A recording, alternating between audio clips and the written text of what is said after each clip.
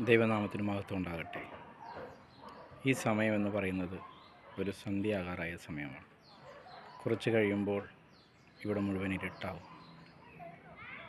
ഈ ഇരുട്ട് മുഴുവൻ വ്യാപരിക്കും. പക്ഷേ നമ്മളാരെങ്കിലും പേടിക്കാറുണ്ടോ?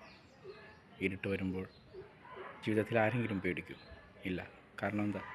നമുക്കറിയാം അടുത്തൊരു പ്രഭാതം നമുക്ക് വേണ്ടി ഉദിക്കാനുണ്ട് എന്ന് നമുക്കെല്ലാവർക്കും ബോധ്യമുണ്ട്.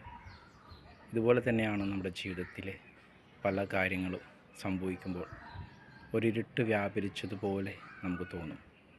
നമ്മുടെ ജീവിതത്തിലെ കഷ്ടങ്ങൾ, പ്രയാസങ്ങളെല്ലാം ഒരിരുട്ടായിട്ട് നമ്മുടെ ജീവിതത്തിൽ അനുഭവപ്പെടുമ്പോൾ നമ്മളതിൽ ഭാരപ്പെടുന്നതിൻ്റെ മെയിൻ കാരണമെന്ന് പറയുന്നത് നമുക്ക് നാളുകളെക്കുറിച്ചുള്ള ബോധ്യമില്ലാത്തതാണ്.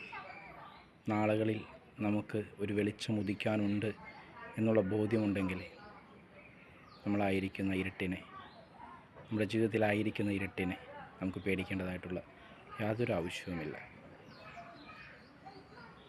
നിൻ്റെ ജീവിതത്തിൽ ഇരുട്ട് വ്യാപരിച്ചിട്ടുണ്ടെങ്കിൽ നിനക്കൊരു പ്രഭാതം വരുവാനുണ്ട്. ഇരുട്ട് മാറും, വെളിച്ചം ഉദിക്കും.